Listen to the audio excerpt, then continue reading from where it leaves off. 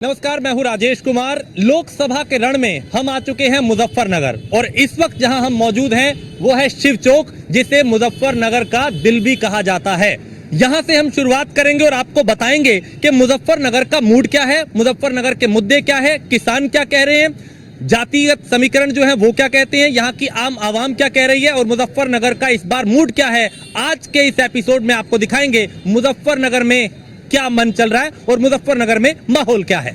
लोकसभा के रण में आपका स्वागत है और आज हम पहुंचे हैं उस जगह पे जो गुड़ की मिठास के लिए जाना जाता है, जहां दंगों का दाग भी लगा लेकिन उसके बाद सब सामान्य हुआ और अब ये इलाका मुजफ्फरनगर जो गुड़ की पहचान के लिए जाना जाता है वहां हम पहुंचे हैं। हमारे साथ बहुत से लोग भी हैं, उनसे बात करेंगे कि मुजफ्फरनगर क्या चाहता है, चुनाव में लेके मुजफ्फरनगर का माहौल क्या है, मुजफ्फरनगर के मुद्दे क्या है और मुजफ्फरनगर की जनता आखिर क्या चाहती है। उन लोगों से हम बात करते हैं। बहुत से लोग हमारे साथ हैं, कुछ बुजुर्ग भी हैं, युवा भी हैं और कुछ लोग हैं। उनसे बात करते हैं कि स्थानीय मुद्दे यहाँ के क्या है और इस बार यहाँ पे किसकी लहर है, किसकी हवा है, कौन कितना मजबूत, कौन किस पे भारी। हमारे साथ लोग हैं, उन्हीं से बात करते हैं। बाबा, क्या नाम आपका? मेरा ठाकुर नरेंद्र मुखिया। नरेंद्र जी, हाँ। मुजफ्फरनगर क्या चाहता है? मुजफ्फरनगर लोकसभा से माननीय डॉक्टर संजीव बालियान के बहुत अच्छा माहौल बन गया। अब कुछ थोड़ा सा चंद दिन पहले कुछ विरोध था, लेकिन अब जो है बहुत मामूली विरोध रह गया है। मोदी जी और योगी जी के मेरठ आने पे एकदम कुछ ऐसा माहौल बदला। अब हम लोग लगातार जो है हमारी टीम 9 आदमियों की टीम यहाँ पे काम कर रही 24C में। 24C जो है ये आपकी सरदाना 24C, इसमें हम लोग लगे हुए हैं। तो उधर डोर टू डोर हर गांव में गए हम लोग, तो उसमें योगी जी और मोदी जी के आने पे और वहाँ का सारा मामला डॉक्टर संजीव बालियान के क्या मुद्दे इस बार मुजफ्फरनगर, चूंकि एक गंगा जमनी तहजीब के लिए जाना जाता है, 13 में दंगों का दाग लगा, अभी गुड़ की मिठास के लिए इसकी अलग पहचान है, मुद्दा यहाँ का क्या? देखिए, 2013 के बाद मुजफ्फरनगर का माहौल बहुत अच्छा है। जब से योगी जी की सरकार आई है, लॉ एंड ऑर्डर बहुत अच्छा है, क्राइम कंट्रोल बिल्कुल है। व्यापारी रात को 12 बजे भी जाता है, कोई किसी तरीके का साम्राज्य है और कोई दिक्कत नहीं है। भारतीय जनता पार्टी भारी मतों से जीतेगी। ठीक है, यानी कानून व्यवस्था पे देखिए, यहाँ पे भी इसकी तारीफ हो रही है कि जो कानून व्यवस्था है वो एक प्रभावी मुद्दा है। और आप याद करिए 17 का चुनाव, 22 का चुनाव, वो भी इसी के इर्द गिर्द रहा था। अभी 24 में भी इसी को मुद्दा बनाया जा रहा है। मुजफ्फरनगर का सबसे अहम मुद्दा किसानों को लेकर, चूंकि बहुत राजनीति होती है और ये किसान बहुल इलाका है, जाट बहुल है, मुस्लिम बहुल है, हर तरह का जातिगत समीकरण यहाँ पे है। क्या मुद्दा यहाँ का रहने वाला है आपके हिसाब से? देखो, मुद्दे जो थे वो समाप्त होते जा रहे हैं। मेन मुद्दा किसानों का गन्ने की जो भुगतान था वो मुद्दा होता था। इस गवर्नमेंट में योगी जी ने वो मुद्दा समाप्त करते जा रहे हैं, समाप्त कर दिया है। किसान आज गन्ना डालो, 1 हफ्ते के अंदर उसका पेमेंट उसके खाते में पहुंच जाएगा। ये सबसे बड़ी उपलब्धि किसानों के लिए यही है। नहीं तो पहले जो गवर्नमेंटें रही हैं 2-2 साल तक, 3-3 साल तक जो है ना किसान भटकता घूमता था, ना उसको अपनी फसल का पैसा मिलता था और ना उसको कोई सुविधा मिलती थी। तो आज मैं कहूँगा कुछ थोड़े बहुते परेशानी दिक्कतें होती हैं, लेकिन आज के समय में किसान प्रसन्न है, खुश है। ठीक है, ये कह रहे हैं कि किसान खुश हैं। भाईजान किधर है इस चुनाव में? चूंकि बहुत सारी राजनीति होती है, लेकिन भाईजान किस तरफ, क्या मुद्दा और क्या लगता है क्या होने वाला? जो अच्छा काम करेगा हम तो उसके साथ रहेंगे। जो भी होगा, संजीव बालियान हो या नरेंद्र मलिक हो, जो भी हैं, तो हम जिनके साथ वो अच्छा काम करेगा हम उन्हीं के साथ रहेंगे। आप बाबा बुजुर्ग हैं, बहुत सारे चुनाव देखे होंगे, बहुत सारी राजनीति देखी होगी, बहुत सारी पार्टियां देखी होंगी, अभी क्या बदलाव आया है? और यहाँ अगर हम मुजफ्फरनगर की जब बात करते हैं तो यहाँ का क्या मुद्दा जिसपे आपको लगता है कि चुनाव रहने वाला है और इस पे ये होगा? ऐसा है जी, ये जो सरकार है योगी जी की, प्रत्येक आदमी को तो 5 किलो राशन मिल रहा है और किसान सम्मान निधि जो सबको चाहे मुस्लिम बिरादरी है या कोई सैनी या कुमार या कोई हरिजन, सबको मिल रही। और वृद्धा पेंशन, विधवा पेंशन और ये 5 लाख की जो है वो हर बिरादरी को दिया जा रहा। तो इसमें जो है ये भाजपा के खिलाफ कोई नहीं है, सब भाजपा के साथ है। चलिए, वो तो देखिए कौन किसके खिलाफ है, ये तो खैर लोग तय करेंगे चुनाव में। लेकिन उससे पहले जब हम मुद्दों की बात करते हैं तो देखिए कानून व्यवस्था की बात आती है, किसानों की बात आती है, गन्ने मूल्य की बात आती है और कुछ और बुजुर्ग भी हैं, उनसे बात करेंगे, कुछ युवा भी हैं, उनका रुख भी करेंगे। बाबा, क्या मुद्दे मुजफ्फरनगर के इस बार? मुजफ्फरनगर के मेन मुद्दे तो ये कानूनी व्यवस्था का है। कानूनी व्यवस्था बहुत बढ़िया है, हर आदमी कहीं भी जा सकता है। किसी भी टाइम जा सकता है। गांव में सड़कों पे महिलाएं सुरक्षित हैं, सब चीज सुरक्षित है। बहुत ही बढ़िया माहौल है यहाँ का। ठीक है, देखिए ये कहीं ना कहीं मोहर लगा रहे हैं कानून व्यवस्था पे कि माहौल बढ़िया है, और माहौल जब देखिए जनता ही तय करती है, और जनता जब अपना वोट देने जाती है और जब नतीजे आते हैं तब सारी तस्वीर जो है साफ हो जाती है। कुछ और लोग भी हैं, आप बताएं कि यहाँ के स्थानीय मुद्दे की बात अगर करें तो वो क्या है, चूंकि कई सारे लोग कई तरह की बातें करते हैं, राजनीतिक लोग अपनी बातें करते हैं। इस बार इंडिया अलायंस, दूसरी तरफ भाजपा यानी एनडीए है, किसका पलड़ा भारी, मुद्दा क्या रहने वाला? मुद्दा तो मोदी का है जी, भारी जो पलड़ा रहेगा वो हमारे योगी मोदी जी का रहेगा। ये चूंकि ठीक है, चूंकि नेताओं की अपनी एक लोकप्रियता होती है और उनको लेके वो कह रहे हैं, लेकिन जब हम मुद्दे की बात करते हैं तो लगता है कि यहाँ का जो मुद्दा, चूंकि किसानों की समस्या आपको लगता है उसका हल हुआ है, चूंकि जयंत चौधरी पहले अखिलेश के साथ थे, अभी उधर चले गए, वो किसानों की लड़ाई लड़ रहे थे, चौधरी चरण सिंह को भारत रत्न दे दिया, क्या उसके देने से कोई किसानों का परिवर्तन हुआ? राजेश भाई बहुत बहुत धन्यवाद। मैं डॉक्टर शिव कुमार सैनी उमरपुर से। देखो मुद्दे तो लगभग जब से बीजेपी सरकार आई लगभग समाप्त हो गए। उनका नारा है सबका साथ, सबका विश्वास, साथ सबका विकास और सबका विश्वास। और दूसरी बात यह है कि बीजेपी सरकार में जाति धर्म खत्म करके इंसानियत का एक नारा दे दिया बीजेपी सरकार ने। दूसरी बात किसानों की है। किसानों का एक मुद्दा था बिजली 12 का बिल, वो 2023 में इस सरकार ने फ्री कर दिया, समाप्त कर दिया। गन्ने का कुछ जो थोड़ा मुद्दा था, गन्ने का रेट बढ़ा दिया, तो मुद्दा तो बीजेपी सरकार ने, योगी सरकार ने, मोदी सरकार ने समाप्त कर दिया सब। आप बताएं, यहाँ पे चूंकि हम हर वर्ग से बात कर रहे हैं, किसानों से बात कर रहे हैं, युवाओं से बात कर रहे हैं, बुजुर्गों से बात कर रहे हैं, सबके अपनी अपनी तरीके हैं परिभाषित करने का। इस बार का चुनाव कितना अलग है और क्या मुद्दा हावी रहने वाला? देखिए मेन मुद्दा तो जो है, असली चीज तो यही है कि कानून व्यवस्था। कानून व्यवस्था बहुत अच्छी है, नो डाउट कि मोदी योगी जी ने बहुत कानून व्यवस्था में बहुत इजाफा करा, बहु बेटियां मनाई, सुरक्षित हैं। परंतु एक चीज पे जो है कमी जो है हमें दिखती है, वो कहाँ है? अधिकारी वर्ग बिल्कुल निरंकुश हो चुका है अधिकारी वर्ग। अधिकारी पे जब तक आप नकेल नहीं कसेंगे, देखिए हम कितनी ही कोशिश कर लें कि हमारा शासन प्रशासन सही रहे, लेकिन अधिकारी पर तो आपको निरंकुश लगाना पड़ेगा। ठीक है, तो यानी यहाँ पे देखिए उनका कहना है कि अब मुख्यमंत्री अच्छा काम कर रहे हैं, लेकिन जो अफसर हैं वो अपनी काम जिम्मेदारी से नहीं कर रहे। तो ये चूंकि मुजफ्फरनगर के कुछ लोगों को सुना, लेकिन आगे भी हम आपको कुछ और कड़ियां दिखाएंगे मुजफ्फरनगर की। खेत खलियान में किसान क्या कह रहा है उसकी भी बात करेंगे, और आपको आगे दिखाते हैं अगले इलाके में कि आखिर मुजफ्फरनगर के और लोग क्या कुछ कह रहे हैं। यहाँ पे आपने लोगों की राय को सुना, मिली जुली प्रतिक्रिया है। कुल मिला के कानून व्यवस्था एक बड़ा मुद्दा इस चुनाव में भी है, जिसपे एक मत दिखाई दे रहा है कि कानून व्यवस्था बेहतर हुई है। तो ये मुजफ्फरनगर है जो जिसकी पहचान है गन्ने की मिठास, और ये इलाका चूंकि अपने आप में कई खासियत रखता है। जातिगत समीकरण के अलावा पश्चिम का ये वो इलाका है जहां से तय होता है कि पूरे प्रदेश में चुनाव में क्या होने वाला है। बहुत से लोग हमारे साथ यहाँ पे हैं, उनसे हम बात करेंगे। आपने चाय पे चर्चा सुनी होगी, यहाँ पे हुक्के पे चर्चा चल रही है, और इन लोगों से समझेंगे कि आखिर मुजफ्फरनगर के इस बार चुनाव में मुद्दे क्या हैं, समीकरण क्या है, किसकी हवा है और मुजफ्फरनगर क्या चाहता है। बाबा, आप बुजुर्ग यहाँ लग रहे हैं, युवाओं में, इन लोगों में चुनाव बहुत से देखे होंगे, पार्टियां बहुत सी देखी होंगी। इस चुनाव में क्या मुद्दा मुजफ्फरनगर का? देखो अभी बताएंगे, मशवरा कर रहे हैं, चल रही है बातें। पर आपस में जब बातें चलती हैं तो मुद्दा भी चलता है कि भाई किसान का मुद्दा है, गन्ने का मूल्य है। बहुत मुद्दे चलते हैं। किसान का पहला मुद्दा हमारा, किसान का पहला मुद्दा। तो ये सरकार लगता है कि किसान के जो मुद्दे थे उन पे सही दिशा में चल रही है। हाँ, सही दिशा में चल रही है फिलहाल। आगे ऊपर वाला जाने क्या होगा। ठीक है, आप बताएं कि ये मौसम चूंकि अब चुनाव का है, हर पार्टी का नेता आता होगा, लुभावने वादे भी करता होगा, लेकिन मुजफ्फरनगर जो किसान बहुल इलाका है, जहां पे जातिगत समीकरण भी है, लेकिन किसान के क्या मुद्दों का समाधान हुआ? देखिए वैसे तो सरकार अपने सभी जितने भी वादे किए थे मुख्यमंत्री प्रधानमंत्री जी ने, उन पर सभी पे खरी उतरने का कार्य कर रही, लेकिन वेस्ट यूपी में गन्ने की एक बड़ी समस्या है, जो हमारा किसान बाहुल्य क्षेत्र है। और हम तो यही चाहेंगे कि अब सरकार को किसानों पे विशेष फोकस करना चाहिए।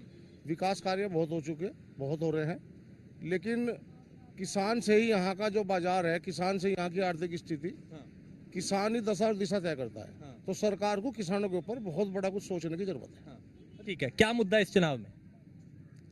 जी हमारा तो मुद्दा यो है कि हम तो बीजेपी से जुड़े हुए हैं शुरू से ही, तो हमारा तो मुद्दा में फिर तो मुद्दा ही नहीं है। जब बीजेपी से जुड़े हुए हैं, पार्टी विशेष से जुड़े हैं, फिर तो मुद्दा पीछे कुछ बचता ही नहीं। आप युवा हैं, इस चुनाव में क्या मुद्दा आपको लगता है आपके हिसाब से है जिसपे काम होना चाहिए, या इस पे चुनाव इर्द गिर्द होगा? चुनाव तो बीजेपी के सुशासन पे और उसके सुशासन और विकास पे और उसके जो जनता के लिए काम किए हैं उस पे लेके मोदी जी सरकार अब की बार तीसरी बार बनाने जा रहे हैं।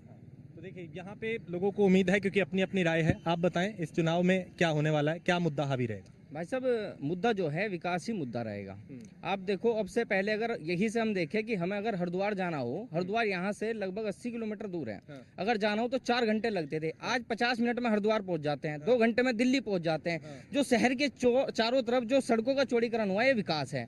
और जो प्रधानमंत्री जी की एक योजना आई है, प्रधानमंत्री आवास योजना, ये जो क्षेत्र है, ये जो मलिन बस्ती कहलाता है, इसमें लगभग 400 मकान प्रधानमंत्री आवास योजना से मिले हैं। जिन लोगों को लाभ मिला है, जाहिर सी बात है वो भारतीय जनता पार्टी को वोट देंगे और बीजेपी को वोट देंगे। यानी जिनको योजनाओं का लाभ मिला है वो उस तरफ जाएंगे। इस चुनाव में क्या मुद्दा, क्योंकि पश्चिमी उत्तर प्रदेश से तय होता है कि पूरे प्रदेश में लहर किसकी होगी? देखो, वैसे तो बीजेपी की सरकार ही बनेगी, और जो है, लेकिन जो यहाँ बीजेपी का चयन है, जो प्रत्याशी है, जो उसका फीडबैक है, वो बहुत धरातल पर बहुत खराब है। उसका विरोध जगह जगह हो रहा है। 2 बार तो वही जीते हैं। 2 बार जीते, उसी का तो वो मिल रहा है, उसका उसी की तो प्रतिक्रिया हो रही है इसकी कि उन्होंने 10 साल में क्या काम किया। पार्टी तो ऊपर अच्छा कर रही है, लेकिन जो जनप्रतिनिधि है ये बिल्कुल सामंजस्य नहीं बैठा रहे, यहाँ से एक जाति विशेष को बढ़ावा दे रहे ज्यादा है। ठीक है, तो यहाँ पे देखिए जो जनप्रतिनिधि हैं उनसे नाराजगी। क्या मुद्दा जनाब? मुद्दा तो जी सारा फर्स्ट क्लास चल रहा है, बिल्कुल चोरी चकारी सब बंद है, लूट मार सब बंद है। हम कोई मजदूर आदमी तो बड़े खुश हैं। ऐसे कैसे करा जाए? कानून व्यवस्था यानी बेहतर है। कुछ और लोग हैं, उनसे भी बात करते हैं। क्वेश्चन यही कि यहाँ का मुद्दा क्या रहेगा, क्योंकि यहीं से तय होता है कि पूरे प्रदेश में क्या होने वाला है। मुद्दा तो देखो, वैसे मैं बताऊँ आपसे, मुद्दा तो विकास का होता है। आम जनता के लिए विकास कार्य हो रहे हैं, लेकिन जितने भारतीय जनता पार्टी ने जितने वादे किए थे उतने वादों पर तो खरे नहीं उतर पा रहे हैं माननीय मोदी जी। वादा तो ये भी था भारतीय जनता पार्टी का 2022 तक किसानों की आय दुगनी करेंगे, तो किसानों की आय दुगनी तो नहीं हुई है। जितनी थी, मैं तो ये कहता हूँ उतनी भी नहीं रही। जहाँ स्वामीनाथन आयोग की रिपोर्ट लागू करने के बाद सरकार करती थी, तो स्वामीनाथन आयोग की रिपोर्ट आज कहाँ है? तो किसान की जब स्वामीनाथन आयोग की रिपोर्ट लागू सरकार ने नहीं की है, और आज तक जो है बहुत सारी चीजें किसान से जुड़ी है, चूंकि पश्चिम उत्तर प्रदेश किसान बाहुल्य प्रदेश है, किसान बाहुल्य है पश्चिम उत्तर प्रदेश। और आपकी जानकारी के लिए भैया मैं ये भी बता देना चाहता हूँ आपसे, पश्चिम उत्तर प्रदेश में जो मैक्सिमम किसान है वो या तो लघु किसान है या सीमांत किसान है। ज्यादातर उनकी जोत लगभग 1 हेक्टेयर से 2 हेक्टेयर की जोत के किसान यहाँ पर है। तो हम तो सरकार से भी पूछना चाहते हैं कि इतनी छोटी जोत का किसान जहाँ उसकी फसल का उसे रेट ही नहीं मिल रहा है, ठीक है, तो उसमें अपने परिवार का भरण पोषण वो कैसे करेगा? बच्चों की एजुकेशन कहाँ से जाएगी? बच्चों की हेल्थ कहाँ से जाएगी?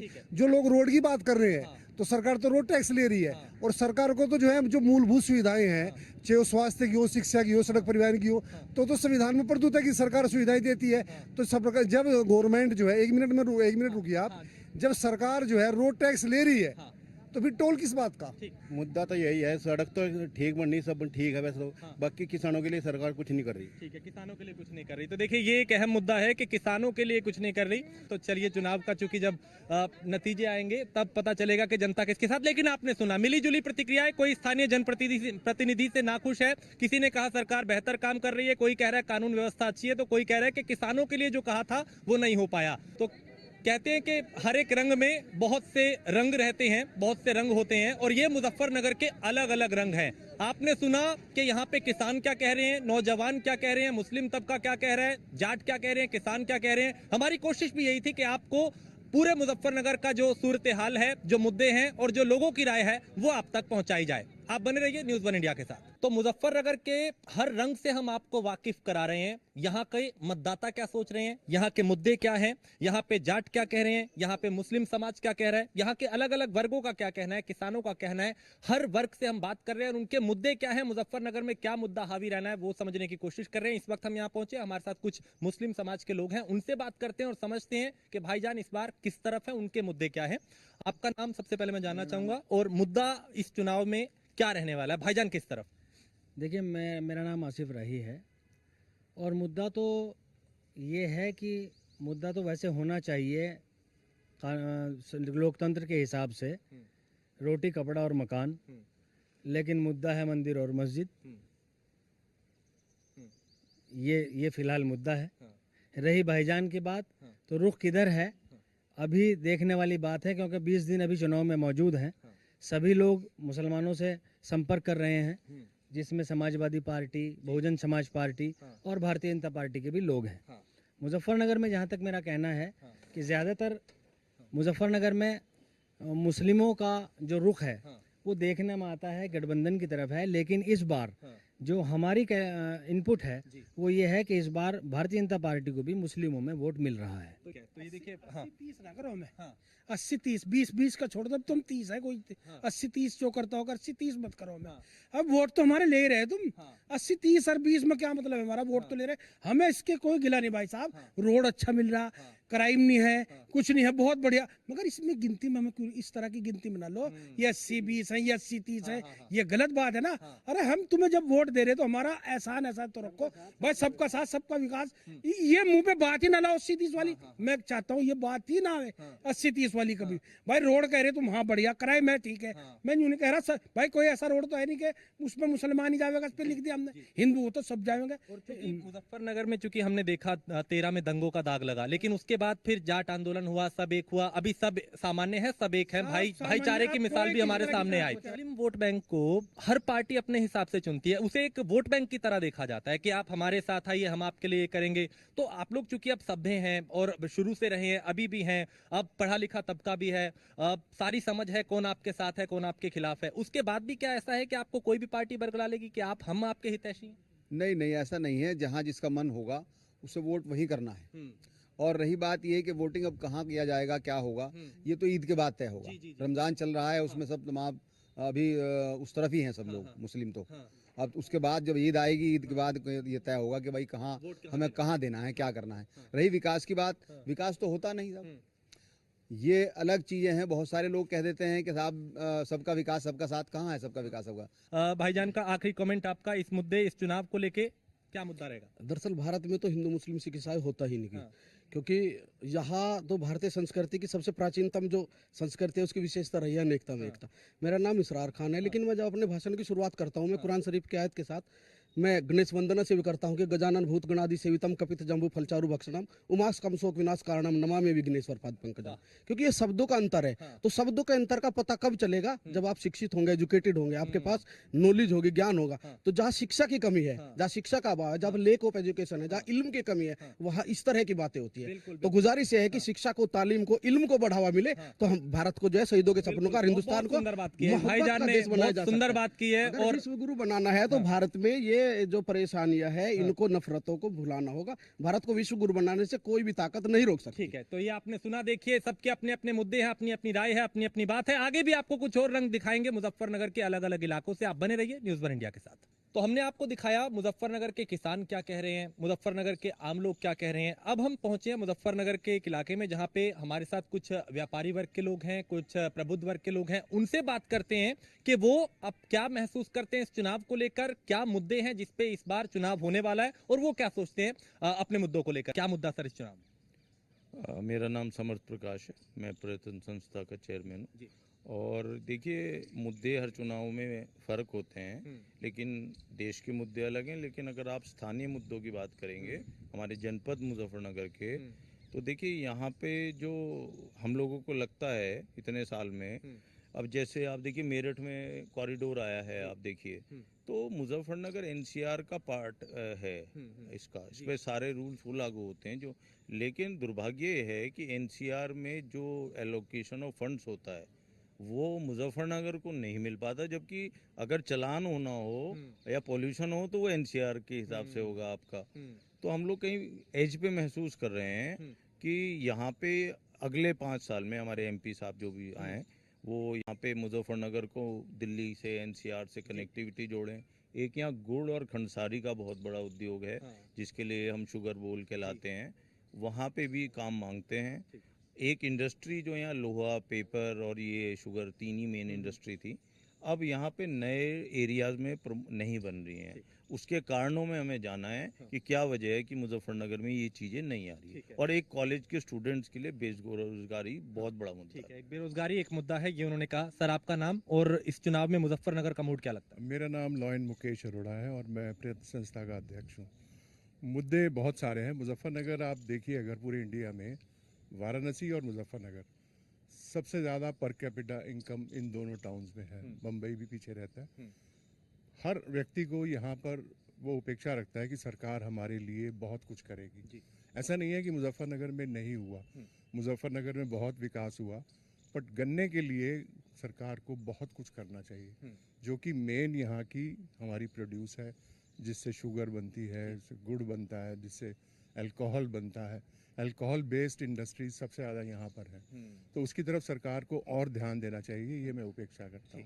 यहाँ पे इस क्षेत्र में उन्होंने कहा कि ध्यान होना चाहिए। डबल इंजन की सरकार से अपेक्षाएं भी डबल हैं। कुछ क्षेत्र जिस पे विशेष ध्यान दिलवा रहा है विषय व्यापारी वर्ग के, यहाँ पे कुछ कमियां हैं, उसको दुरुस्त किया जाना चाहिए। सर, आपका नाम? मुझे असद फारूकी बोल। मुद्दे सर?